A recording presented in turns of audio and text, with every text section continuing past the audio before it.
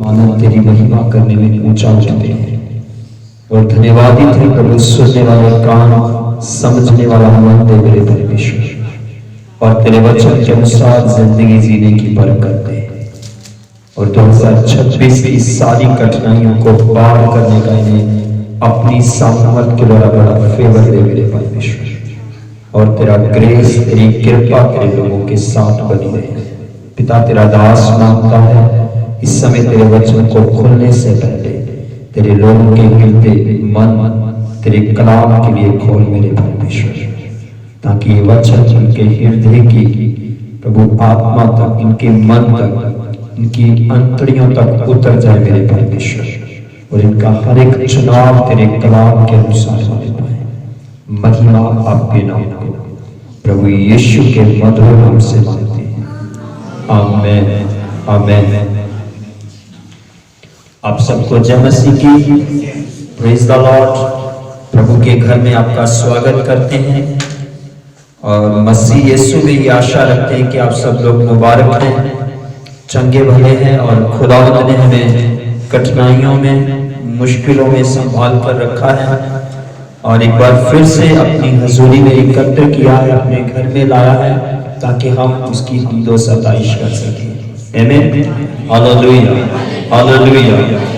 अब समय है कि हम परमेश्वर के वचन को सीखें। तो मैं आपसे आज बहुत खास बातें करने वाला हूं, क्योंकि खुदावंद का वचन जो व्यक्ति कान लगाकर, मन लगाकर सुनता है, जो उस पर मनन करता है, वो व्यक्ति जो सुनता है, मनन करता है, वो व्यक्ति परमेश्वर के लिए खास बन जाता है। हालेलुया। वो व्यक्ति परमेश्वर के लिए खास बन जाता है। दूसरे शब्दों में कह सकता हूं, परमेश्वर अपनी महान योजना, अपना बड़ा प्लान उस व्यक्ति के ऊपर जाहिर कर देता है।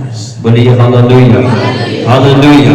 क्योंकि बाइबल इस बात का सबूत करती है कि जिन लोगों ने भी परमेश्वर के वचन को ध्यान से सुना, मन लगा दिया और उस वचन पर चलने का फैसला किया, वो लोग परमेश्वर के खास बन गए और उनका नाम पवित्र शास्त्र बाइबल के अंदर लिख दिया गया।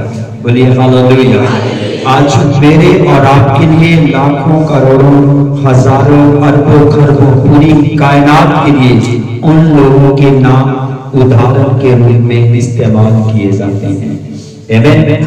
वो कौन थे?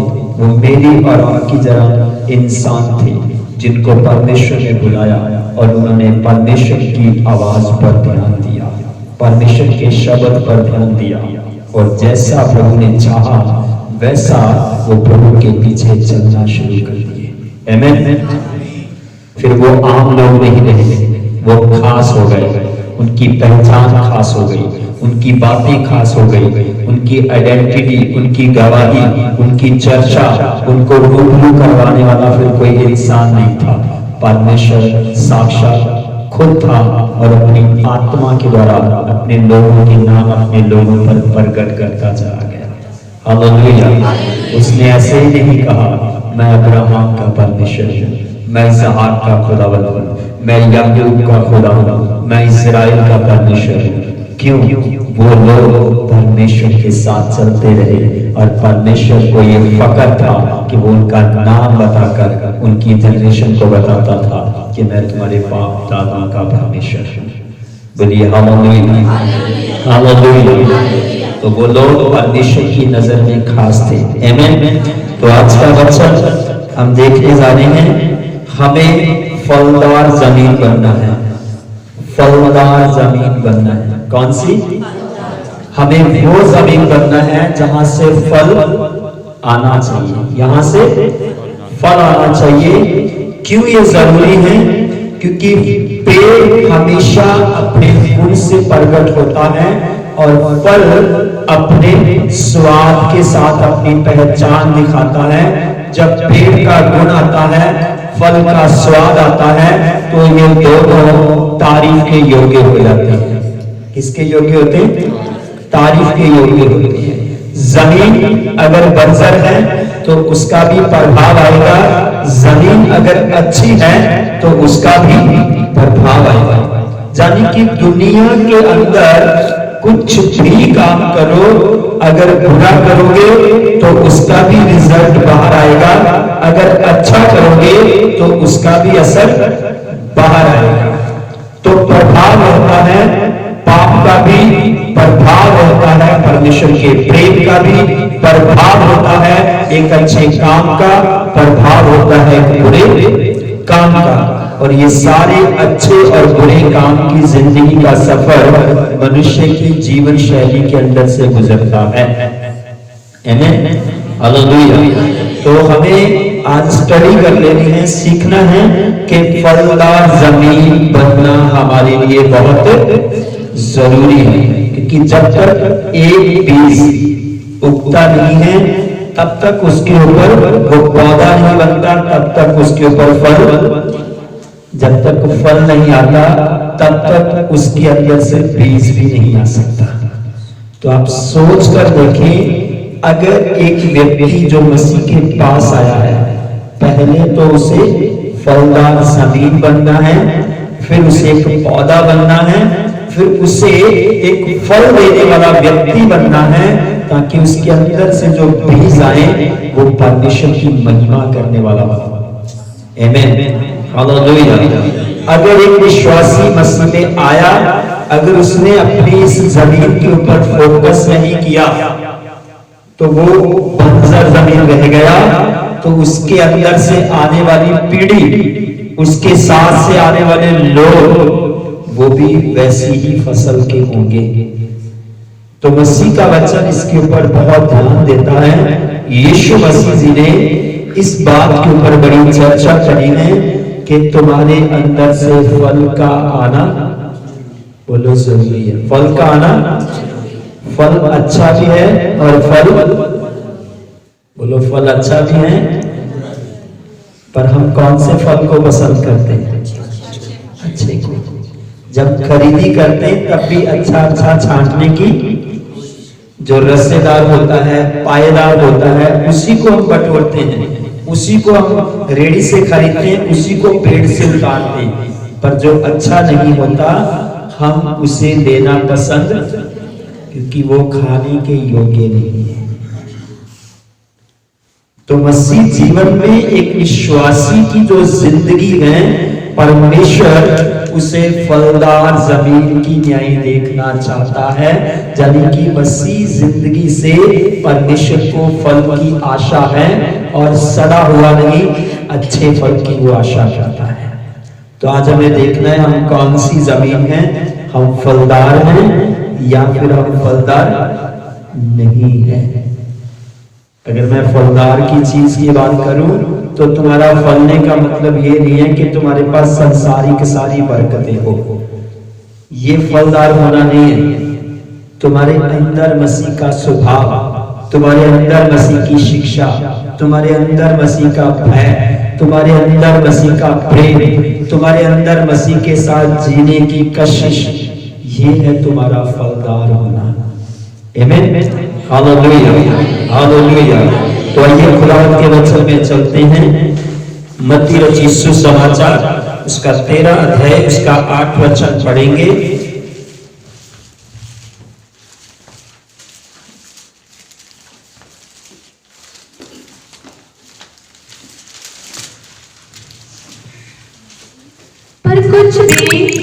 पर कुछ बीज अच्छी भूमि पर गिरे और फल लाए, कोई 100 गुना, कोई 60 गुना और कोई 30 गुना।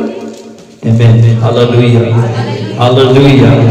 अब बाइबल कहती है अच्छी जमीन की क्या है खासियत है? अच्छी जमीन की क्या है? अच्छी जमीन के ऊपर अगर बीज गिरा तो अच्छी जमीन ने उसको ले लिया और अच्छी जमीन से वो बीज एक पौधा बन गया, फलदार हो गया। और वचन कहता है उसकी संख्या आई 30, 60 और 100 फलदार हुआ। तो आज हम इसी चीज पर देखने जा रहे हैं। बाइबल में बहुत स्पष्ट करके लिखा हुआ है कि परमेश्वर का जो वचन है वो एक बीज है। परमेश्वर का वचन क्या है?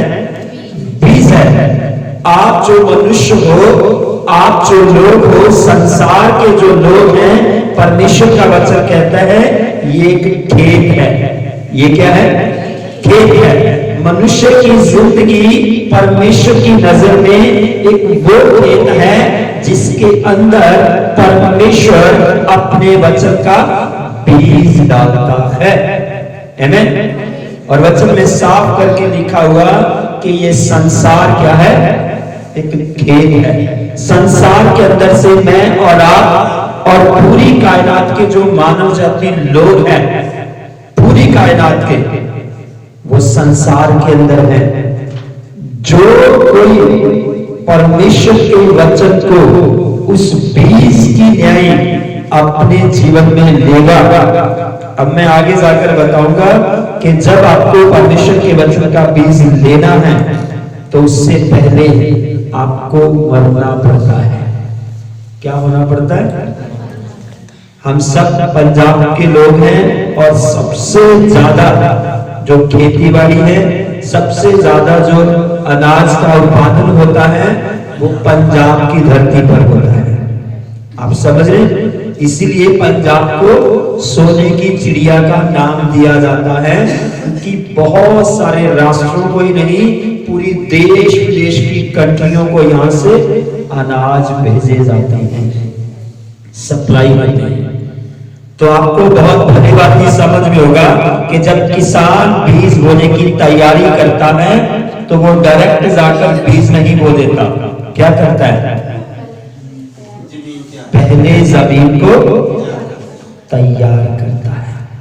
तो इस संसार में जो लोग मसीह के पास आते हैं, परमेश्वर पिता अपने जिंदा वचन से, जिसको पश्चाताप का वचन कहा जाता है, हृदय को तोड़ने का पश्चाताप का वचन कहा जाता है, अपने आप को परमेश्वर के हवाले कर देना, अपने गुनाहों का निर्णय कर लेना, अपनी गलतियों को मान लेना और उन जगहों को छोड़ देना, ये तुम्हारी जमीन की तैयारी शुरू हो जाती है।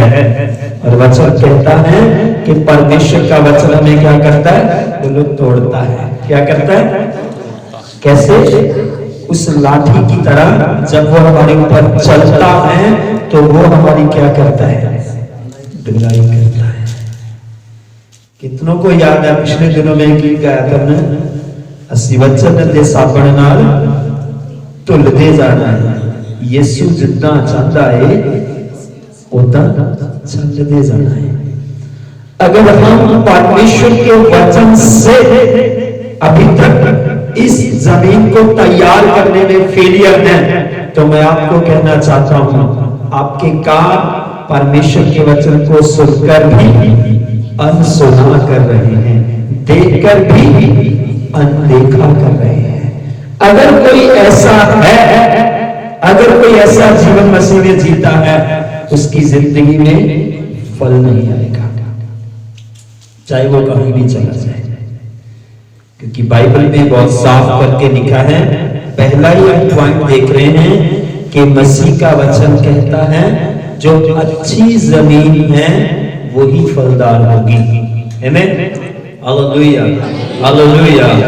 दूसरी तरफ देखते हैं, जब तक एक व्यक्ति, जब तक एक किसान जमीन को बोने के लिए तैयार नहीं करता, चाहे वो बंजर जमीन के ऊपर बीज डाल भी दे, तब भी वो बीज फल नहीं सकता। आप समझ रहे? चाहे उसकी जमीन लाखों की हो, चाहे रुपयों की हो, चाहे करोड़ों की हो, अगर वो उसकी तैयारी नहीं करता तो उसके ऊपर महंगे से महंगा बीज भी अगर वो डाल देगा, वो उसके ऊपर से फल कभी नहीं देख सकता। तो संसार में भटके हुए व्यक्ति को, पापी व्यक्ति को, अंधकार बुराइयों से भरे हुए व्यक्ति को बाइबल, परमेश्वर सबसे पहला इन्विटेशन यही देता है कि तुम्हें मेरे पीछे आने के लिए अपनी बुराई का हर एक मार्ग छोड़ना पड़ेगा। तो तब उसके मन का खतना शुरू हो जाता है। आमीन, हालेलुया, हालेलुया। तो मनुष्य कहां से टूटना जरूरी है? मन से टूटना। उसने कहा मुझे पाक मन और स्थिर आत्मा दे। फिर उसने अभी अभी हमने पढ़ा, उसने कहा मुझे पश्चातापी हृदय का उद्धार है। आमेन, हालेलुया। यानी कि मुझे वो उद्धार चाहिए। अगर मैं पापी हूं तो मैं पश्चातापी हृदय की मांग करता हूं। उसने कहा अगर बहुत बड़ी बड़ी वस्तुएं होती तो मैं चढ़ावे में चढ़ा देता। उसने कहा तू इन बातों से कोई लेन देन नहीं रखता, टूटे हुए मन को तू बलिदान के रूप में ले लेता है। जब तक जमीन तैयार नहीं है, इसी अध्याय के अंदर अगर आप पढ़ोगे तो यीशु मसीह ने एक वचन 3 से 4 बार कोट किया है, सावधान रहो तुम क्या सुनते हो, सावधान रहो तुम क्या सुनते हो। जब इस वचन को हम देखते हैं तो इसका मतलब जो कुछ व्यक्ति सुनता है, सुनने के द्वारा उसकी जिंदगी में उसका प्रभाव होता है, उसका असर रहता है। अगर उसने गलत चीजें सुनी है, गलत लोगों को सुना है, गलत बातें सुनी है, गलत रास्तों को सुना है, तो उसका प्रभाव उसकी जिंदगी में रहेगा ही रहेगा, क्योंकि सुनने वाला कोई और नहीं, वो खुद आप है। चाहे उसने किसी गलत व्यक्ति को सुना, चाहे उसने शैतान को सुना, चाहे उसने किसी सामाजिक विरोधी को सुना, चाहे उसने अपने आप को सुना, अगर उसने गलत सुना है तो उसका प्रभाव उसकी जिंदगी में रहेगा। अगर उसको किसी ने अच्छा भी बताया, अगर उसने वो सुना, उस पर ध्यान किया, तो वो अच्छी बातों का प्रभाव भी उसकी जिंदगी में आएगा। अब बाइबल कहती है मनुष्य क्या है, बोलो जमीन है। मनुष्य क्या है, जमीन है। बोने वाले 2 लोग हैं, ध्यान से सुन लेना।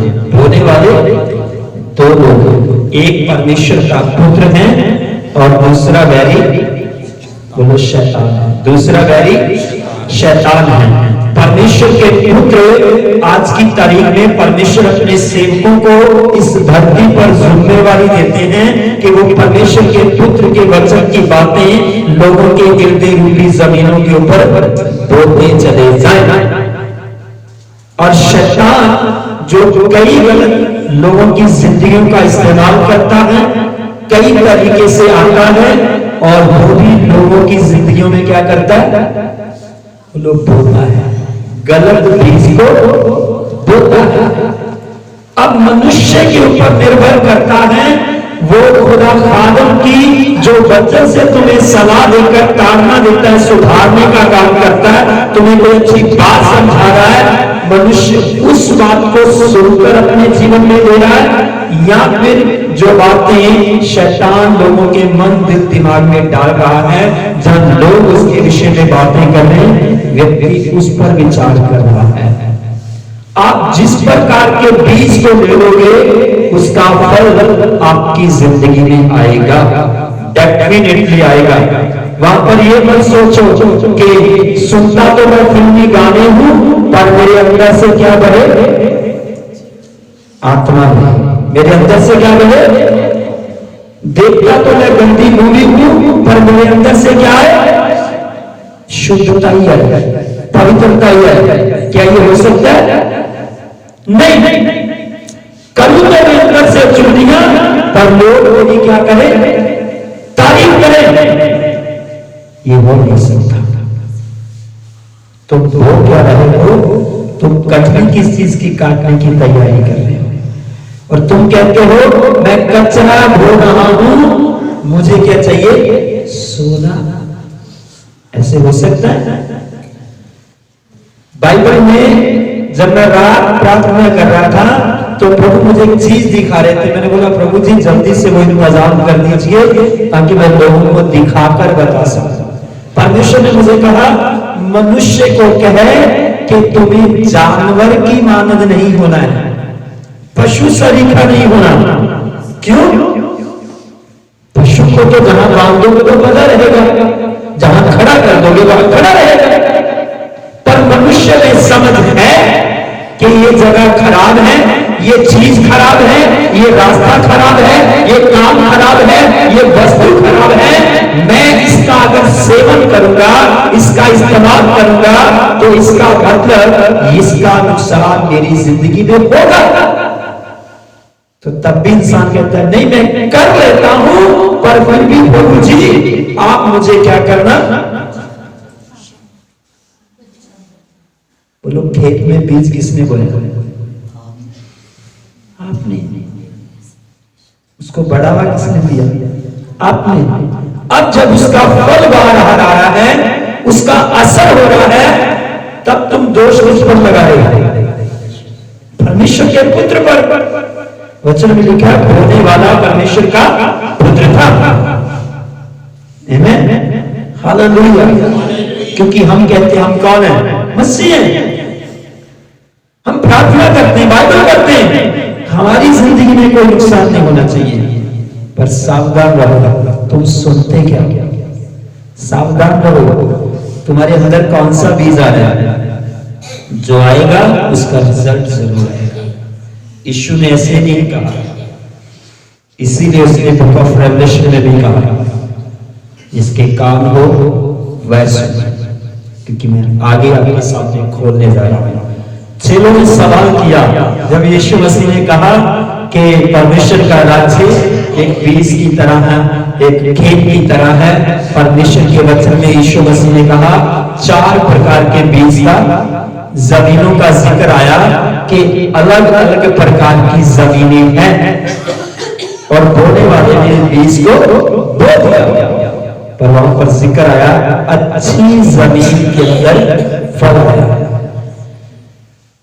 अच्छी जमीन में चर्च में 50 लोग बैठेंगे, 100 बैठेगा, 1000 बैठेगा, 10,000 बैठेगा, 1 लाख बैठेगा, पर जो व्यक्ति परमेश्वर के वचन को अपने अंदर ले लेगा और उस वचन के अनुसार अपनी तारना, अपना सुधार, अपनी करेक्शन करनी शुरू कर देगा, वो फलदार जमीन बनना शुरू हो जाएगा। उसकी जिंदगी के अंदर परमेश्वर की महिमा नजर आनी शुरू हो जाएगी। Hallelujah, hallelujah, hallelujah. पर जो सुनकर भी नहीं सुनता, देखकर भी नहीं सुनता, वचन उसके बारे में साफ साफ कहता है कि वो बंजर जमीन होगा, फल नहीं आएगा, फल नहीं आएगा। फिर किससे नाराजगी जताओगे? बोने वाले से? हाँ जी, बोने वाले से। और आज की तारीख में बोलता कौन? बोलो मैन ऑफ गॉड। कौन बोलता है? अच्छा बीज कौन बोलता है? खुदा का सेवक। परमेश्वर का जन तुम्हें हमेशा प्रेरितों के काम 3:26 में भी लिखा है, वो तुम्हें बुराई से फेरेगा। उसे परमेश्वर ने इसीलिए ही डिसाइड किया है वो तुम्हें बुराई से अलग करे, फिर तुम्हें आशीर्वाद दे। वचन में बहुत साफ करके लिखा है। अब अच्छा मार्ग दिखाता है खुदा का सेवक, खुदा का भय मानने वाला, परमेश्वर के राज्य का काम करने वाला।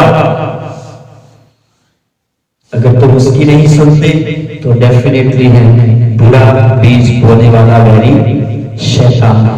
वो विचारों के द्वारा भी हो सकता है, सपने में जब तुम नींद में होंगे तब भी आकर होकर चला जाएगा, लोगों का भी इस्तेमाल करेगा जो तुम्हें इधर से उधर की बातें बताएंगे। अब तुमने जो सुना है उसका असर तो होगा, हाँ या ना? बोलिए, चावल बोने के बाद गेहूं की कटनी तो काट नहीं सकते, क्या हो सकता है?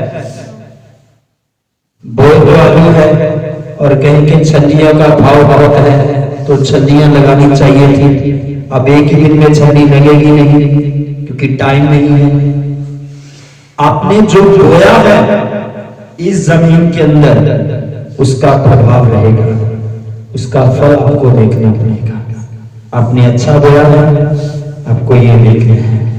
मेरा सबसे पहला पॉइंट है हमारी इस जमीन को तैयार होना हमेशा, हर दिन तुम्हारा जिंदगी पश्चातापी हृदय से बना रहना चाहिए। हर दिन तुम्हें अपनी जिंदगी को परमेश्वर के सामने लाना है। प्रभु अगर जाने और अनजाने में मेरे होठों से, मेरे शब्दों से, मेरी सोचों से कोई छोटी से मोटी गलती भी हो चुकी है, खुदावंद अपने वचन से मुझे धो, अपनी आत्मा से मुझे धो, अपने वचन से मेरी ताड़ना कर, ताकि मेरे अंदर से वो फल आए जो तेरी महिमा करता है। Hallelujah, hallelujah. अब तुम अपने आप के नहीं रहे, जब तुमने पश्चाताप कर लिया है तो बाइबल कहती तुम खरीदे गए, तुम्हारी कीमत चुका दी गई। तो तुम कैसे कह सकते हो मैं अपनी मनमानी से चलूंगा? मसीह ने कहा नहीं है, मसीह तो कहता है अब तुम्हें मेरे जैसी चाल चलनी पड़ेगी, चलनी पड़ेगी। जो मनमानी कर रहा है वो शरीर के हाथ में बिका हुआ है, और बाइबल कहती शरीर पाप के हाथ में बिका हुआ है। और बाइबल ये भी कहती है पाप की मजदूरी मृत्यु है, और कलेश, विपत्तियां, मुश्किलें, श्राप, कठिनाइयां, हालातों का खराब हो जाना, लोगों की ओर से जलालत मिलनी, ये सारे पाप के असर का नतीजा है। तो पाप छोड़कर दोबारा पाप में जाना चाहते हो तो यीशु का वचन कहता है सूरनी के साथ तुम्हारी तुलना होती है, जानवरों के साथ तुलना कर देता है। आप समझ रहे हैं? तो वचन धो रहा है। कितने लोग वचन को सुनने के बाद उस पर मनन करते हो? बोलिए। अपने आप को रोज चेक करना। मैंने पहला पॉइंट बताया है कि ये जमीन सिर्फ मसीह के वचनों से प्रफुल्लित हो जाए, आमीन। क्योंकि तुम वो फलदार पौधे बन जाओगे जिसके द्वारा अन्य जाति लोग भी परमेश्वर के वचन का बीज तुमसे लेंगे, आमीन। Hallelujah, hallelujah, hallelujah. थोड़ा सा आगे चलते मत्ती सुसमाचार इसका 13 में रहेंगे, 10 से लेकर 15 वचन तक पढ़ दीजिए। सुन लीजिए, मसीह यीशु ने साक्षात खुद कहा है कि कुछ लोग सुनकर भी नहीं सुनते और देखकर भी सुनकर नहीं सुनते। जो वचन रोज सुनते हैं वो सुनकर भी मनमानी करते हैं, देखकर वो नहीं देखते। जिन्होंने परमेश्वर के बड़े बड़े काम अपनी जिंदगी में देख लिए, अपनी आंखों के सामने देख लिए, तब भी उन्हें परमेश्वर की सामर्थ का कोई अंदाजा नहीं लग रहा। वो देखने के बाद भी नहीं देख पा रहे। पढ़िए क्या लिखा है खुदा के पाक वचन में, सुनिए। चेलों ने पास आकर उससे कहा, तू लोगों से दृष्टांतों में क्यों बातें करता है? उसने उत्तर दिया, तुमको स्वर्ग के राज्य के भेदों की समझ दी गई है, पर उनको नहीं, क्योंकि जिसके पास है उसे दिया जाएगा और उसके पास बहुत हो जाएगा, पर जिसके पास कुछ भी नहीं है उससे जो कुछ उसके पास है वह भी ले लिया जाएगा। मैं उनसे दृष्टांतों में इसलिए बातें करता हूँ कि वे देखते हुए नहीं देखते और सुनते हुए नहीं सुनते और नहीं समझते। उनके विषय में यशायाह की यह भविष्यवाणी पूरी होती है, तुम कानों से तो सुनोगे पर समझोगे नहीं, और आंखों से तो देखोगे पर तुम्हें ना सूझेगा, क्योंकि इन लोगों का मन मोटा हो गया है और वह कानों से ऊंचा सुनते हैं और उन्होंने अपनी आंखें मूंद ली हैं। कहीं ऐसा ना हो कि वे आंखों से देखें और कानों से सुने और मन से समझें और फिर जाएं और मैं उन्हें चंगा करूं। आमीन। Hallelujah, hallelujah, hallelujah. क्या कहता है खुदा ने यीशु का? उनके मन क्या हो रहे हैं? मोटे हो जाते हैं। वचन सुनकर भी नहीं सुनना, परमेश्वर का काम देखकर भी नहीं देखना, पर वही करना है जो पापी मन कह रहा है, वही करना है जो शारीरिक मन कह रहा है, वही करना है जो शैतान कह रहा है, और वही करना है जो पड़ोसी कर रहा है। वही देखना है जो पड़ोसी देख रहा है, वही चाल चलनी है जो दूसरे लोग चल रहे हैं। फिर तुम किस किस फल की आशा रखते हो? कौन सी बड़ी बरकत की आशा करते हो? क्योंकि तुमने कौन सा बीज अंदर रखा है? वचन क्या या फिर और कोई? तुम्हारे अंदर जो पौधा लग चुका है उसी का फल आएगा। अगर तुम्हारे अंदर मसीह जीवित है, तुम्हारे अंदर मसीह की बातें तुम्हारे अंदर हैं, तो तुम्हारे अंदर से मसीह ही फलदार होगा। आमीन। और तुम मसीह में फलवंत पाए जाओगे।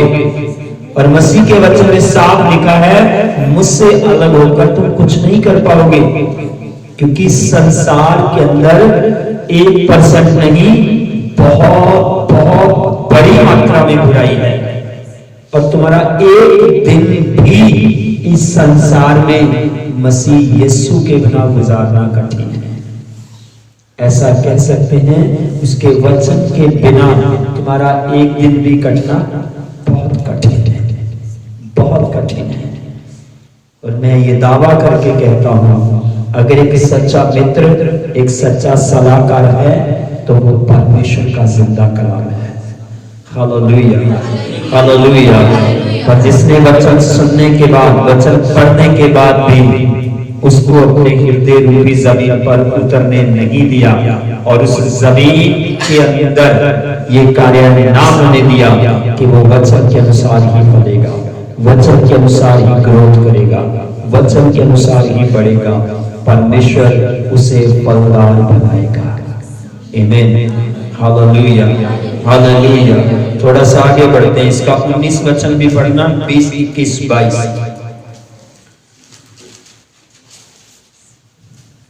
जो कोई राज्य का वचन सुनकर नहीं समझता, उसके मन में जो कुछ बोया गया था, उसे वह दुष्ट आकर छीन ले जाता है। ये वही है जो मार्ग के किनारे बोया गया था। और जो पथरीली भूमि पर बोया गया, यह वह है जो वचन सुनकर तुरंत आनंद के साथ मान लेता है, पर अपने में जड़ ना रखने के कारण वह थोड़े ही दिन का है। और जब वचन के कारण क्लेश या उपद्रव होता है, तो तुरंत ठोकर खाता है।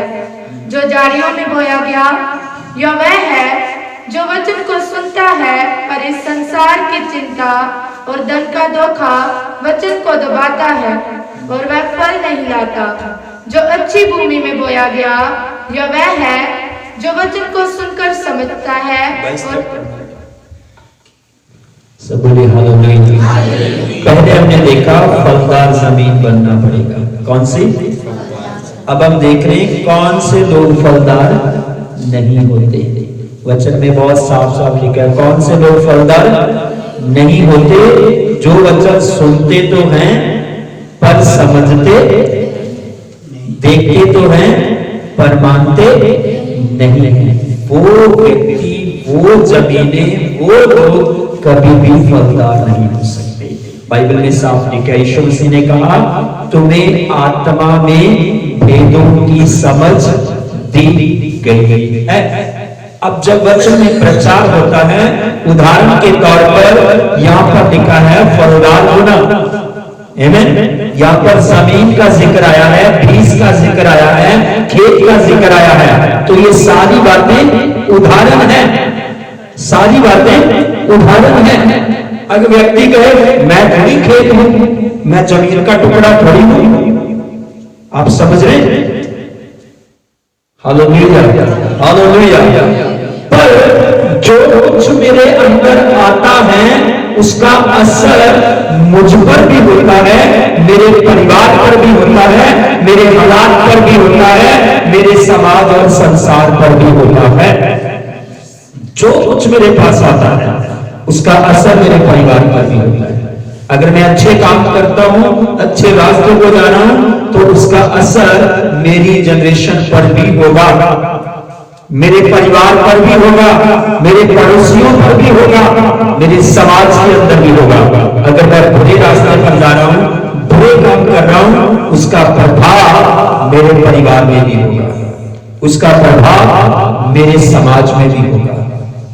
और मेरी पहचान तारीफ के योग्य है या फिर बेइज्जती के योग्य है, ये निर्भर करता है मैंने कौन सा फल अपने अंदर रखा है, कौन सा बीज अपने अंदर रखा है। जैसा बीज है वैसी फसल का होना ही होना है। इसीलिए संत पौलुस जी ने भी कहा, जो जैसा बोएगा वो वैसी ही कटनी को।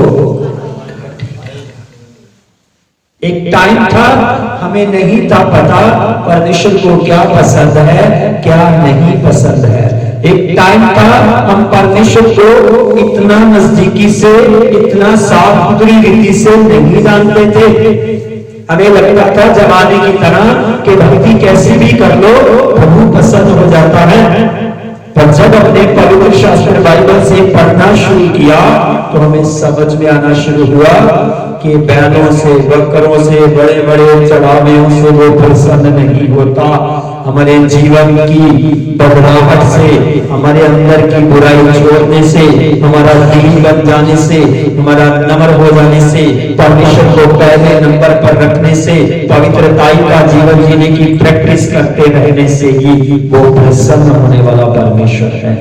Hallelujah, hallelujah.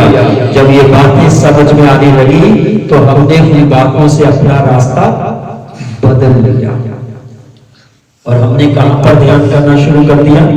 बोलो अपने ऊपर, कि मैं ही वो बलिदान हूं। मुझे अपने काम ठीक करने हैं, मुझे अपना चाल चलन ठीक करना है, मुझे अपना स्वभाव ठीक करना है और मेरी सारी करेक्शन कहां पर है? पवित्र बाइबल के अंदर। परमेश्वर को कैसे आंखें पसंद है, कैसे हाथ पसंद है, कैसे पैर पसंद है, कैसा दिल पसंद है, कैसी चाल पसंद है, कैसा तुम्हारा पहनावा पसंद है, ये सारी बातें परमेश्वर अपने वचन से दिखाता है। आमीन। और जो वचन के अनुसार बदलने लगता है वो परमेश्वर का पसंदीदा व्यक्ति बन जाता है। Hallelujah, hallelujah. अब जो परमेश्वर के बाग के बगीचे का पौधा बन जाएगा उस पर फल कैसा आएगा? इसका माली यीशु मसीह होगा, उस खेत को बढ़ने से कौन रोक सकता है? कोई नहीं, क्योंकि वचन में लिखा है, एक माली से स्वामी कहता है, भाई साहब एक पौधा बगीचे में ऐसा है, ये कई सालों से इसको देखा जा रहा है, इस पर कोई फल नहीं आ रहा, तो इसने खाम जगह घेर रखी है, इसको क्या कर दो? काट डालो, इसको जगह से हटा डालो। तो माली क्या कहते हैं? स्वामी जी एक साल और इंतजार कर लेते हैं, थोड़ी और गुड़ाई करता हूं और अच्छी सी खाद डालता हूं, पानी डालता हूं, एक साल इसे अवसर दे दीजिए। बाइबल कहती है मसीह का हृदय मानव जाति के लिए इतना इतना बड़े है कि वो अपने पिता से रोज ये विनती करता है, प्रभु एक मौका चाहिए, ये पापी उद्धार पा जाए, एक मौका और दे दे, ये पश्चाताप कर ले, एक मौका और दे दे, आज ये वचन सुन रहा है, शायद आज ही पश्चाताप कर ले, आज ही अपनी बुराई से फिर जाए। जो जो लोग अपने हृदय कठोर कर लेते हैं, सुनकर नहीं सुनते, देखकर नहीं मानते, उनका सीधा सा मतलब बाइबल बाहर निकाल कर बता रही है कि वो ऐसे पौधे बन रहे हैं जिन पर कोई फल नहीं है, उनके अंदर से मसीह की कोई खुशबू नहीं आएगी, उनके अंदर मसीह के लिए कोई जज्बा दिखाई नहीं देगा। तो बोलो ऐसे पौधे को मसीह क्या करेगा?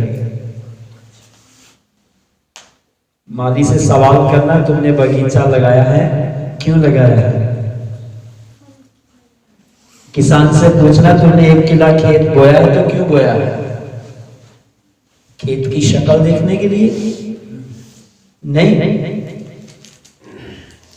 उसके अंदर एक तमन्ना है, एक आशा है कि मैंने 5000 का बीज बो दिया है और मुझे इसमें फसल देखनी है, इस फसल से मैं खुद भी खाऊंगा और इस फसल के साथ साथ मैं औरों को रोटी दूंगा। तो परमेश्वर तो इसीलिए मनुष्य जाति के अंदर वचन का बीज बो रहा है कि तुम बच जाओ और तुम दूसरों के लिए बीज का काम करो, दूसरों की खेती सींचने का काम करो, दूसरों को परमेश्वर के सत्य वचन से जान करवा सको। अगर कोई मसीह में आकर मसीह को सुनने के बाद पश्चाताप करने के बाद भी अपने काम सीधे नहीं कर रहा, तो वो सीधा सीधा ये बयान कर रहा है कि मैं आपके मसीहा की नहीं सुनता, मैं तो किसी और की सुनता। तो समस्या उसकी लाइफ में रहेगी, उसको पादरी भी नहीं निकाल सकता, नेवर, नहीं निकाल सकता, क्योंकि ये वो बीमारी थोड़ी है इसको डॉक्टरों ने कहा ठीक नहीं होगी, हाँ या ना। ये तो वो बीमारी है जो तुम्हारे पास ही इसका समाधान है। तुम्हारे हृदय की कठोरता किसने करी है? तुमने। अपने कान किसने बंद किए? तुमने। अपने पैरों को गलत रास्ते में चला कौन रहे? तुम। तो परमेश्वर कैसे रोके भाई? इसलिए वचन में लिखा है सब अच्छे अच्छे कामों की तुम्हें सब बातों की समझ रहती है, हाँ या ना? सब बातों की समझ रहती है, पर परमेश्वर के वचन के टाइम तुम क्या हो जाते हो? बच्चे बन जाते हो। नहीं जी नहीं, शैतान ने नहीं होने दिया। किसने नहीं? ऐसे क्लैरिटी से जवाब देते जैसे टेबल पर बैठ के उनसे बात होती है रोज। ऐसे अच्छे से जवाब देते जैसे बहुत अच्छा आपका वो मित्र होता है।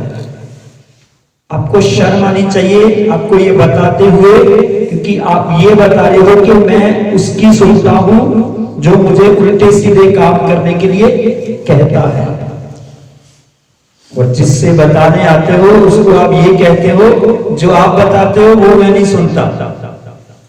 क्या प्रचार इंग्लिश में होता है? हेलो, इंग्लिश में होता है? मुबारक है वो लोग जिन्होंने आत्मा की बातें, भेद की बातें समझकर मसीह के पीछे मरने तक का फैसला कर दिया। मुबारक हो वो लोग जो आते रोज हैं, सुनते भी रोज हैं, पर करते क्या है? क्या करते हैं? वो फल की आशा ढूंढ रहे हैं। हम फ्रूटफुल होना चाहिए, फलवान होना चाहिए, मल्टीप्लाई होना चाहिए। नहीं, मैं अपने जीवन के बारे में कह सकता हूं, लेकिन मेरे जीवन के अंदर अपनी मनमानी चलती रहेगी, मैं मसीह का काम कभी नहीं कर सकता, कभी नहीं कर सकता। आज छुप के करूंगा, कल छुप के करूंगा, चौथे दिन मेरे कामों का प्रभाव प्रगट हो जाएगा, फेल हो जाएगा। ऐसे ही हर व्यक्ति के लिए बाइबल का लॉ बराबर है, बराबर है। हमें अच्छी जमीन बनना है, आमीन। क्योंकि जब वचन का बीज आता है वो तुम्हें तोड़ता है, आमीन। तुम्हारी जमीन को नरोया करता है। जब परमेश्वर का आत्मा आता है वो तुम्हारी खेती को सींचने का काम करता है, आमीन। और परमेश्वर का आत्मा मनुष्य को उसका गुनाह, उसकी गलती, उसकी कमजोरी, उसकी कमियां उसके ऊपर जाहिर करता है। तब परमेश्वर के आत्मा के द्वारा वो व्यक्ति मन से टूटता है, हृदय से पश्चाताप करता है, सच्चा पश्चातापी व्यक्ति बनता है। आपको बता देना चाहता हूं, परमेश्वर का आत्मा एक पापी व्यक्ति की पाप वाली जिंदगी को मारता है, और एक धर्मी व्यक्ति को परमेश्वर का आत्मा प्रभावशाली बना देता है। हालेलुया। परमेश्वर का आत्मा दो तरीके से काम करता है। दुष्ट को नाश करता है, उसके अंदर की दुष्टता को नाश करता है, पर जो व्यक्ति परमेश्वर के वचन में चलना शुरू करता है उस व्यक्ति को परमेश्वर का आत्मा और उभारता है और प्रभावशाली कर देता है। Hallelujah, hallelujah. फिर वो व्यक्ति की पहचान शुरू हो जाती है। उसमें कौन से फल आने शुरू होते हैं? प्रेम, दीनता, नम्रता, शांति, भलाई, परमेश्वर के साथ वफादारी, परमेश्वर के साथ मजबूत ईमान, परमेश्वर के पीछे चलते रहने वाला हृदय उसके अंदर उत्पन्न होता और वो बढ़ता चला जाता है। आमीन, हालेलुया, हालेलुया।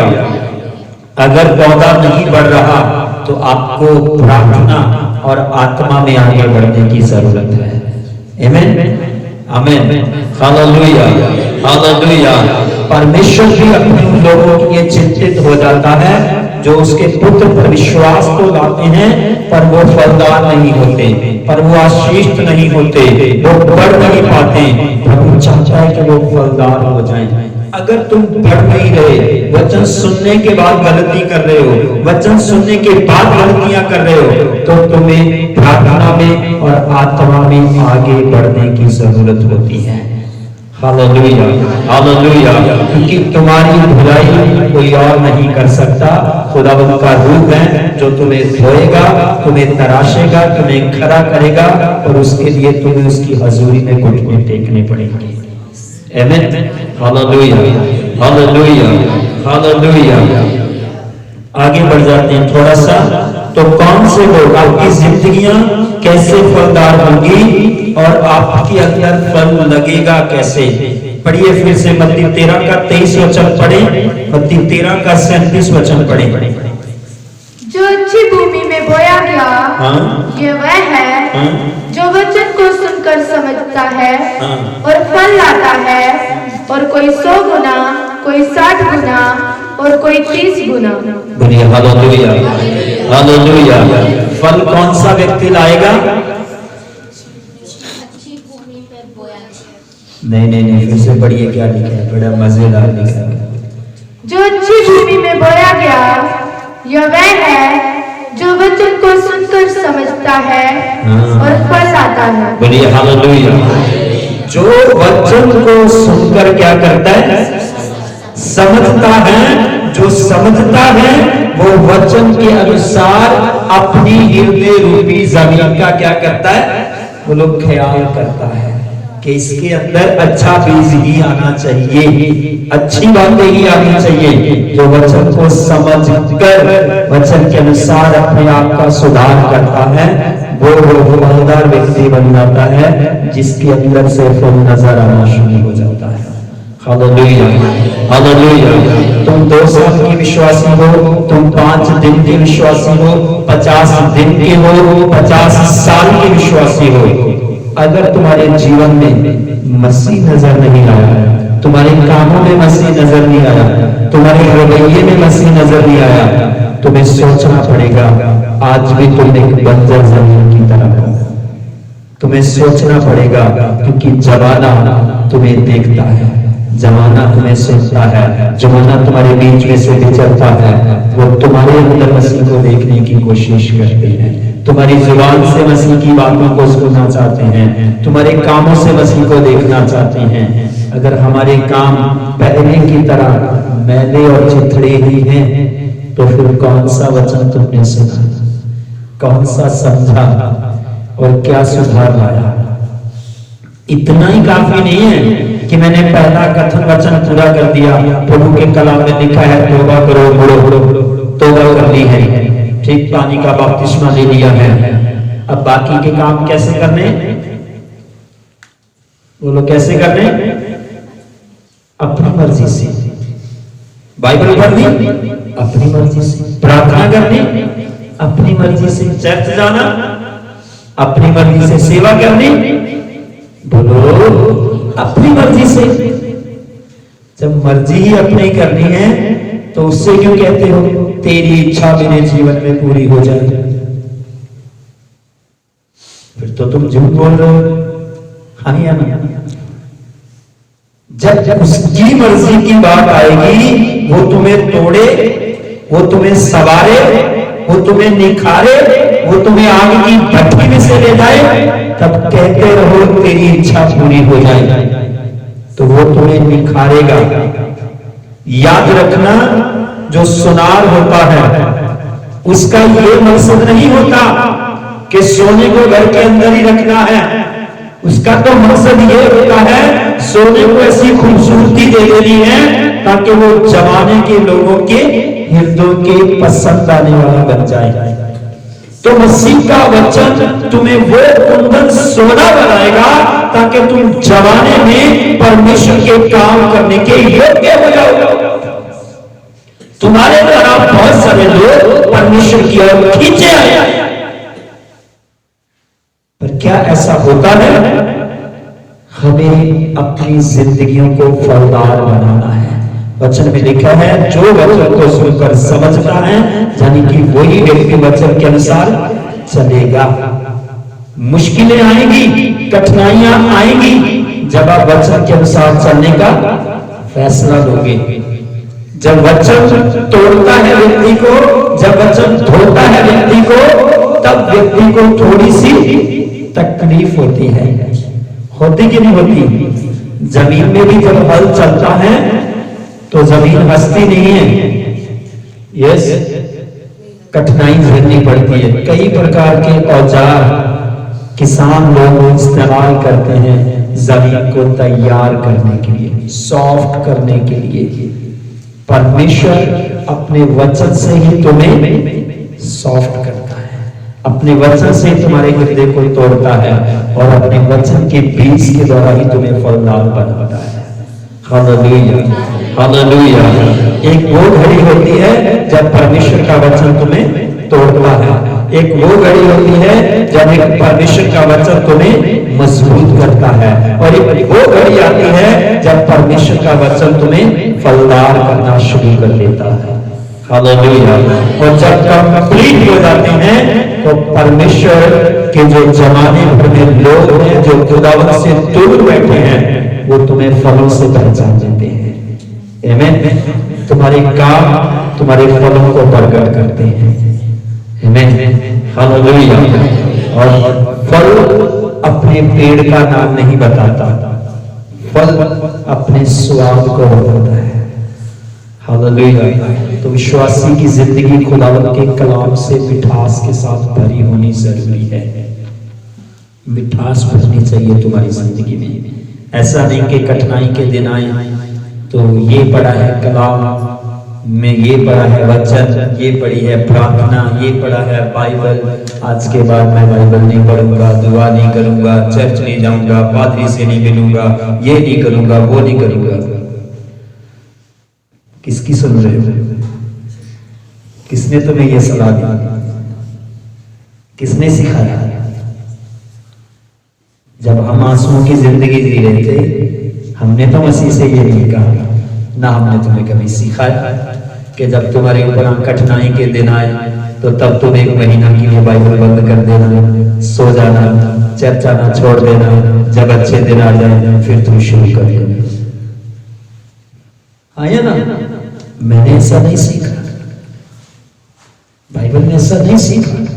बाइबल में साफ लिखा है जो लोग तनाइयों में थे, कठिनाइयों में थे, अपने आप में मरने के किनारे पर थे, उन्हें जब मसीह मिला तो मसीह ने उनके जीवन में कुछ हद तक राहत दिखाई, कुछ हद तक। आपने कहीं ऐसा पढ़ा कि उसने अंधे को चंगा कर दिया, चंगा करने के बाद वो अंधे के घर गया, उसको कोठी भी बना के दे दी, फिर उसका बैंक बैलेंस भी भर दिया, सब कुछ ठीक करके फिर उसे कहा अब तुम मेरे पीछे चल। ऐसा पढ़ा आपने? बोलो, ऐसा पढ़ा बाइबल में? नहीं, बाइबल तो इतना कहती है अंधा यीशु से मिला, उसने उसकी आंखें खोल दी। अब बाकी का काम किसका था? अंधे का काम था वो यीशु के पीछे चले, और जिस यीशु ने उसकी आंखें खोली है उन आंखों से वो ठीक रास्ते की ओर जाए। अभी और खुली आंखों से भी अगर भीख ही मांगता रहता तो बोलो, खुली आंखों वाले लोग भीख मांगते हैं, मांगते कि नहीं मांगते? शहर में कितनी खुशी से देते लोग, 500 बातें सुनाते हैं, बोले हड्डियां दुरुस्त है, काम कर जाके। आप समझ रहे?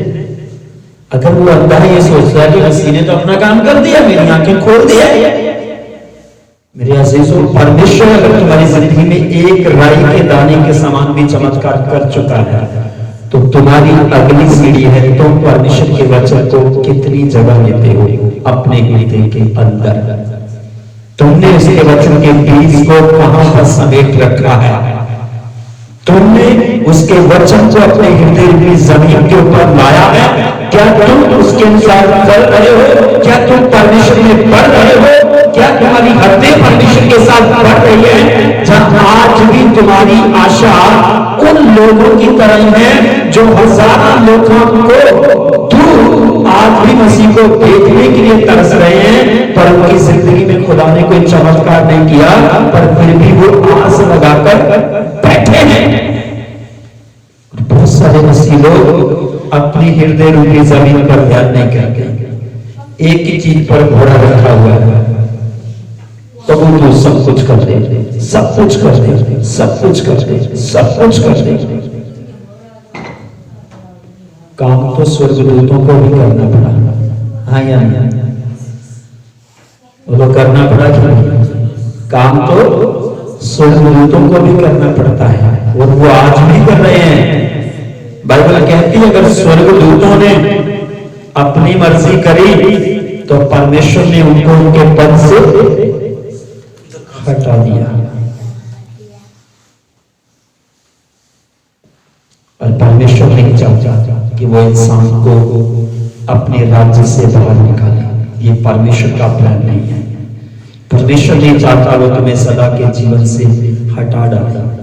ये शैतान का प्लान है। शैतान चाहता है तुम सदा के जीवन के अधिकारी ना बनो। शैतान चाहता है तुम परमेश्वर की संतान ना कहला पाओ। शैतान चाहता है कि तुम परमेश्वर के लिए परमेश्वर के साथ मजबूत ना बने रहो। शैतान चाहता है तुम्हारा विश्वास न बना रहे। शैतान और शैतान की आत्माएं चाहती हैं कि तुम अपना फल मसीह में कायम ना रख सको। परमेश्वर नहीं चाहता। परमेश्वर तो चाहता है, इसीलिए तो वो स्वर्ग को छोड़कर पृथ्वी पर आया कि तुम स्वर्ग राज के अधिकारी हो जाओ। इसीलिए तो वो पृथ्वी पर आकर अपनी जान देता है ताकि तुम्हारी जान बचाई जाए। इसीलिए तो उसने वो हर बलिदान अपने ऊपर ले लिया जो मुझे, आपको और जगत के हर व्यक्ति को चुकाना था।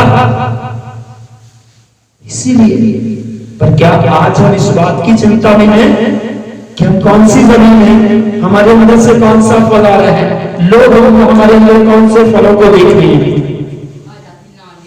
बाइबल में लिखा है, परमेश्वर का वचन कहता है तुम्हारे अंदर फल आने चाहिए। आमीन।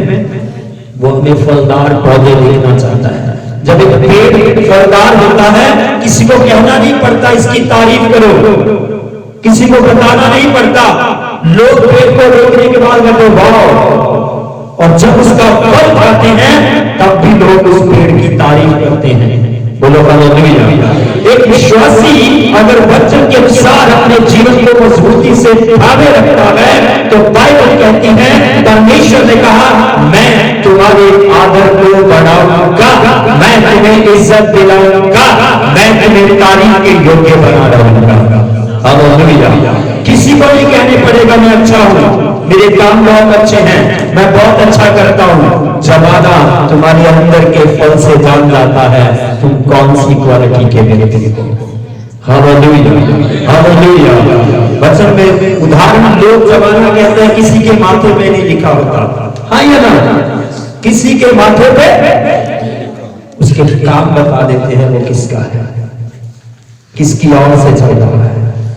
अगर परमेश्वर ने ही सब कुछ करना होता तो एक वचन मुझे बहुत अपने आप में आनंदित करता है, फिर परमेश्वर को ये वचन कभी कहने की जरूरत नहीं थी कि अपने आप की चौकसी करो। फिर परमेश्वर को ये कहने की जरूरत नहीं थी कि शैतान को अवसर ना दो। इसका मतलब करें हम और नाम किसका ले देते, पर उसको मौका किसने दिया? शैतान की भी हैसियत नहीं है। जब तक तुम प्रभाव नहीं करते तब तक वो तुम्हारे हृदय रूपी सिंहासन के ऊपर नहीं आ सकता। हैसियत नहीं है उसकी, क्योंकि बाइबल कहती है परमेश्वर ने तो उसको ऑलरेडी तुम्हारे पैरों की चौकी करके रखा है। और वचन कहता है जिसने अपना दिल यीशु को दे दिया उसने अपने हृदय पर यीशु को बैठने का मौका दिया है। अब जिस पृथ्वी पर तुम चलते हो शैतान इसी पृथ्वी पर गिराया गया है।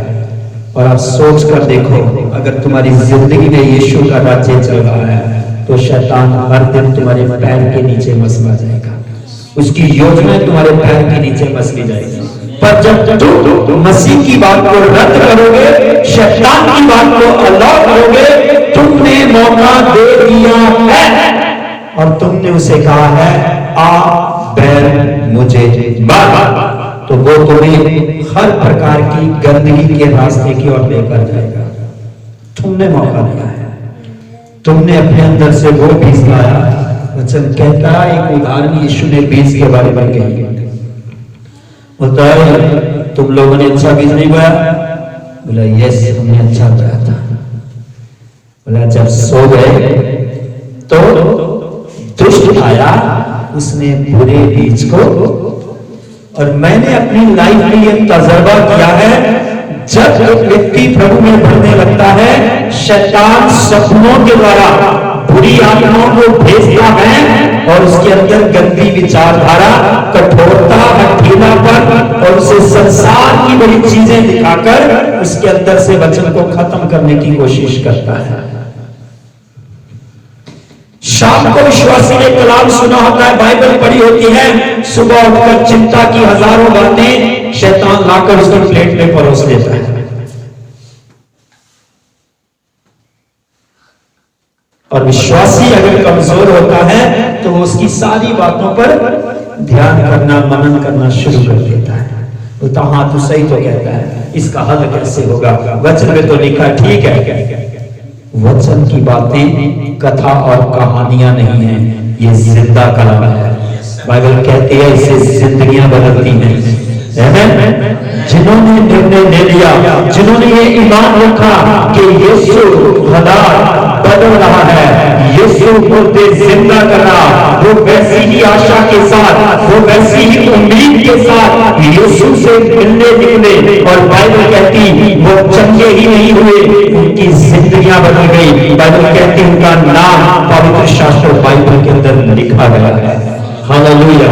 इस जमाने में, इस पाप भरती हुई दुनिया में, बुराई के क्षेत्र में बढ़ रहे लोगों में अगर तुम परमेश्वर के वचन का बीज अपने अंदर रखोगे तो मैं आपको कहता हूं आपका नाम जीवन की पुस्तक से कोई हटा नहीं सकता, क्योंकि परमेश्वर का वचन कहता है जीवन की पुस्तक में जिसका नाम लिखा होगा उसके ऊपर दूसरी मौत की सजा नहीं आएगी। वो सदा के राज्य में, परमेश्वर के राज्य में, स्वर्गीय स्थानों में प्रवेश करेगा। Hallelujah, hallelujah, hallelujah. तुम्हें यहां पर घर बांधना है, अपनी कैपेसिटी के हिसाब से चलो, अपनी चद्दर को देखो। गलतियां तुम करते हो, दोष तुम परमेश्वर पर जड़ते हो। बाइबल में कहीं नहीं लिखा अगर मैंने अपने जीवन में गलती करी, मैं आज भी उस पर पछतावा करता हूं। आप लोग मेरे जीवन से ये गलती हुई है, पर मुझे अपने रहते मैं इस गलती के कारण पाप के वश में ना चला जाऊं, किसी गलत रास्ते पर ना चला जाऊं, मेरी भाषा गलत ना हो जाए, मेरा दिमाग गलत ना हो जाए, मेरे रास्ते गलत ना हो जाए। उसका अनुग्रह मुझे संभाले रखता है। वो दिन दूर नहीं है, व्यक्ति जैसे ही घमंड में आता है वो पैरों की मिट्टी बन जाता है, लोग लताड़ते और आगे निकल जाते हैं। जब तुम्हारी जिंदगी का कैरेक्टर लेस हो गया, शैतान का काम कंप्लीट हो जाता है, वो चला जाता है तुम्हें छोड़ के। अब मसलते रहो अपने आप को। मुझे अजीजों, मसीह चाहता है हम वो जमीन बने जिसके अंदर से फल आने पाए। हालेलुया।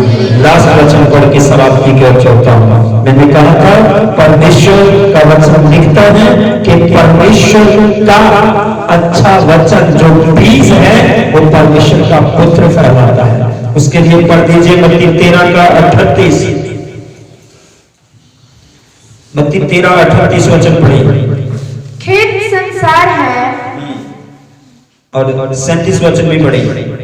उसने उनको उत्तर दिया अच्छे बीज का बोने वाला मनुष्य का पुत्र है, खेत संसार है, अच्छा बीज राज्य की संतान और जंगली बीज दुष्ट की संतान है। बस हालेलुया। परमेश्वर का दास तुम्हें अच्छी बातें और अच्छी चीजें और अच्छे रास्ते पर जाने की मदद करता है। अगर तुमने अपनी जिंदगी में गलतियां करी हैं तो वो तुम्हें कहता है बेटा आज के बाद ये गलतियां मत करना, इस रास्ते पर मत जाना, इस काम से हट जाना। अच्छा कहते हैं अच्छे वचन का बीज परमेश्वर का पुत्र बो रहा था, आमीन। पर बुरा बीज कौन बो रहा था?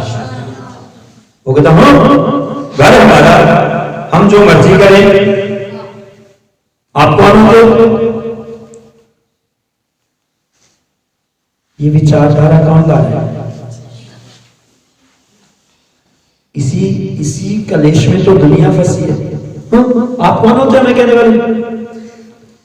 उसी विपत्ति में जब उनकी पीढ़ियों पर लानतें आती हैं, बुराई उनके जीवन घर में बढ़ती है, तब वो तलाशते हैं कोई रब्बी आए, कोई हमारे लिए अरदास करे, हमारे जीवन में सुकून आ जाए। जब उनको कोई कहता था भाई सीधा काम कर, परमेश्वर का भय मान, जा तू और तेरा भगवान, ये सत्य है। उन जमाने के लोगों से मिलो जो आंखें दिखाते थे, आज उनकी आंखें नहीं खोल रही। उनकी आंखें खोलने के लिए भी उनको निवेदन करना पड़ता है। प्रार्थना कीजिए, कुछ दिन ही अच्छे निकल जाए, कुछ महीने ही अच्छे निकल जाए। हॉस्पिटल का चक्कर काट के देखो, फिर अपने जीवन को देखो। अगर तुम तंदुरुस्त हो तो इसके लिए कितना तुम खुदावंद का शुक्रिया अदा करते हो। अगर तुम छत के नीचे बैठे हो, इसके लिए कितना शुक्रिया अदा कर रहे हो। अगर तुम ईमानदारी की जिंदगी जी रहे हो तो कितना खुदावंद को शुक्रिया अदा करते हो। यही बातें विचार करने वाली है। अगर तुम्हारे अंदर वचन का बीज है, तुम्हारे अंदर परमेश्वर का भय होगा, परमेश्वर के प्रति आदर होगा, परमेश्वर से प्रेम रहेगा, तुम दुनिया की हर चुनौती पार करने के लिए तैयार रहोगे। पर प्रभु मैं तुझसे जुदा नहीं होना चाहता। Hallelujah, hallelujah. क्या दाऊद के पास कोई घटी थी? नहीं। फिर भी दाऊद कहते प्रभु मुझे अपने प्रेम से जुदा मत होने दे, अपनी कृपा से दूर मत होने दे, अपने अनुग्रह से दूर मत होने दे। क्योंकि दाऊद ये जानता था जिसको परमेश्वर ने त्याग दिया उसको कोई भी सहारा देने वाला नहीं है। मैं आपको बता देना चाहता हूँ, जैसे आप प्रभु में बढ़ोगे, शैतान एक बार से पूरा हो जाता है और बड़ी गड़बड़ पाएगा। क्योंकि जब परमेश्वर ने बड़ी योजना स्वर्ग से बनाई तो वचन कहता है स्वर्ग हिल गया, पताल हिल गया, जमीन हिल गई। तो आप क्या सोचते हो, जब आप मसीह के वचन के अनुसार चलने लगोगे तो क्या हलचल नहीं आएगी? 101% आएगी। तुम्हारे काम में, तुम्हारे जीवन में, तुम्हारे परिवार में, संसार में, समाज में, चारों ओर से एक बार आगे चलेगी। पर वचन कहता है उसका राज्य सदा का राज्य है। हालेलुया। स्वर्ग हिल गया, जमीन हिल गई, पताल हिल गया, पर परमेश्वर अपने सिंहासन पर अपने काम को फतेह कर गया। बोलो हालेलुया। विश्वासी वचन में अगर बना रहेगा, प्रार्थना में बना रहेगा, बाइबल में बना रहेगा, वो उसी रीति से अपनी जगह पर खड़ा रहेगा। चाहे जमीन हिल जाए, चाहे पताल हिल जाए, चाहे स्वर्ग भी हिल जाए, तो अपने काम में आगे बढ़ जाओगे यीशु मसीह के नाम में। हालेलुया। एक वचन लास्ट पढ़े समाप्त करूंगा, मत्ती 13 का 43 और 44 वचन। आपको ये ध्यान रखना पड़ेगा कि मैं एक अच्छी जमीन हूं, मैं फलदार होना ही होना है। पढ़िए। उस समय धर्मी अपने पिता के राज्य में सूर्य के समान चमकेंगे। जिसके कान हो वह सुन ले। स्वर्ग का राज्य खेत में छिपे हुए धन के समान है, जिसे किसी मनुष्य ने पाया और छिपा दिया, और मारे आनंद के जाकर अपना सब कुछ बेच दिया और उस खेत को मोल ले लिया। बोलिए हालेलुया, हालेलुया। परमेश्वर के कि वचन को अपनी उस जमीन के ऊपर फलने का मौका देंगे और हम फलदार पौधे बन जाएंगे। आमीन, हालेलुया। हमें अपना हृदय रूपी जमीन किसको देना है? बोलो परमेश्वर को देना है। और उसमें क्या बोलना है? बोलो परमेश्वर का वचन बोलना है। क्या बोला है? परमेश्वर का। किसको सुनना है? सिर्फ परमेश्वर को, परमेश्वर के वचन को, परमेश्वर के सेवक को। अब वैरी आएगा तुम्हारे अंदर से वचन चुराने की कोशिश करेगा, तुम्हें चिंताएं दिखाएगा, बोझ दिखाएगा, तुम्हारी कलेश दिखाएगा, तुम्हारी परेशानियां दिखाएगा। तुम उसे जवाब देना तो कहां से? प्रभु के कलाम से। मेरे प्रभु ने कहा है चिंता ना कर। पर इसके साथ साथ तुम्हें अपने काम, अपने रास्ते प्रभु के वचन के अनुसार ठीक रखने पड़ेंगे। आमीन। बाइबल में लिखा है उस समय धर्मी अपने पिता के राज्य में सूरज की नाई चमकेगा, जिसके काम हो सुन ले। कहां जाने का मकसद है मसीह लोगों का? हेलो, कहां जाना है? स्वर्ग जाना है। क्यों? क्योंकि स्वर्गीय पिता स्वर्ग में रहता है। तो अगर वहां जाना है तो वहां जाने के लिए तुम्हें क्या करना पड़ेगा? बोलो फलदार पौधे बनना पड़ेगा। कौन सा पौधा? फलदार पौधे की छटाई होती है, उसको कभी भी जड़ से उखाड़ा, खराब पौधे को जड़ से उखाड़ा जाता है और बाइबल कहती है आग में छोड़ दिया जाता है। और दूसरी क्वालिटी बताता हूं, जिस पौधे पर फल आता है उसी फल से बीज बनता है और बीज नई फसल को लेकर आता है। आमीन। अगर एक विश्वासी फलदार बनेगा, उसके अंदर से वचन का बीज दूसरों को मिलेगा और दूसरे लोग फलदार विश्वासी बन जाएंगे।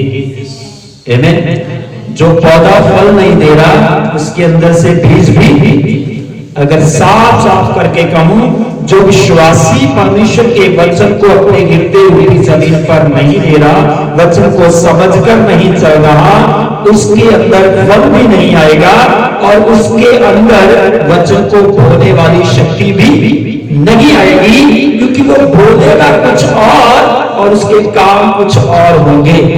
तो सामने वाला देखता भी है और सुनता भी है कि जो सामने व्यक्ति मुझे कह रहा है उसका जीवन कैसा है, उसके काम कैसे हैं, वो बोल ही रहा है या फिर उसके काम भी वैसे हैं। जमाने को भी दो आंखें हैं, आपके पास भी दो आंखें हैं, पर जब तुम वचन की सेवा करते हो, वचन में जीते हो, तुम गलतफहमी में मत रहना। तुम्हारे पास तो दो ही आंखें हैं। जब तुम मसीह का नाम लेकर जीवन जीना शुरू करते हो, जमाने की हजारों आंखें तुम्हें देखती हैं और किस किस एंगल से देखती है इसका अंदाजा तुम्हें होना चाहिए। वो तुम्हारी चाल देखती है, तुम्हारा ढाल देखता है, तुम्हारा काम देखती है, तुम्हारी सोच देखती है, तुम्हारा रवैया देखती है, तुम्हारा सोसाइटी देखती है। जमाना जो प्रभु से दूर है वो सारी चीजों को नोट करता है। तो तुम्हें कौन से फलदार पौधे बनकर निकलना है। बाइबल में लिखा है एक व्यक्ति को जब ये समझ में आ गई तो उसने क्या कर लिया, अपना सब कुछ बेचकर भी क्या किया, उस खेत को तो आपके खेत की कीमत मालूम किसने चुकाई है? हेलो, तुम पसंद आ गए हो परमेश्वर को। शायद तुम्हारे अंदर कोई गलत फहमी है कि नहीं, शायद मैं अपने स्टाइल से आ रहा हूं, मेरी कोई अपनी खूबी है तब मैं मसीह के पास आ रहा हूं। नहीं, प्रभु के वचन के अनुसार सोच कर देखो, हजारों लोग चलते फिरते हैं आज के दिन अपनी अपनी मौज मस्ती में। तुम प्रभु को पसंद आया, तुम्हें परमेश्वर के पुत्र ने अपना लहू देकर इस संसार में से मोल लिया, अब तुम उसका खेत हो। और उसके खेत में उसके वचन का बीज का बोया जाना जरूरी है, और उसके खेत में फलदार ही पौधे होने चाहिए। Hallelujah, hallelujah. उसके खेत में सूखी जमीन वाले पौधे नहीं चाहिए, उसको सूखे लोग नहीं चाहिए। वो तुम्हें फलदार बनाएगा। इसने तुम्हें अपने लहू से खरीदा है, इसने तुम्हारी कीमत अदा करी है। वो अपने चरवाहों को कहता है, इनको समझा, इनको सिखा, इनकी ताड़ना कर, इनको करेक्ट कर और इनके लिए प्रार्थनाएं कर। आमीन। वचन में लिखा है पानी का काम है वो गुड़ाई करे, छटाई करे और पौधे को ध्यान देकर उसका पानी लानी करे, और ठीक समय पर वो फलना शुरू हो जाएगा। आमीन। पर जो पौधे की क्वालिटी है ये बहुत मुबारक बात है। आप पेड़ को कभी नहीं देखोगे कि पेड़ इधर से उधर कहे कि मुझे ये वाला कोना नहीं पसंद तो मुझे बेड़े के बीच में लगा, मुझे बेड़े में नहीं रहना तो मुझे दीवार के बाजू में लगा। कभी सुना? हेलो, चाहे इतना सा फूल का पौधा हो, चाहे खजूर का इतना लंबा पेड़ हो, वो भी नहीं कहेगा मुझे यहाँ नहीं यहाँ लगना है। तो तुम मसीह यीशु के लोग से खरीदे गए, तुम्हें ये ध्यान में रखना है, मुझे फलदार बनना है, मसीह की खुशबू मेरे अंदर से आनी चाहिए। आमीन। आइए आंखें बंद करते हैं, अपने स्थानों पर खड़े हो जाएं।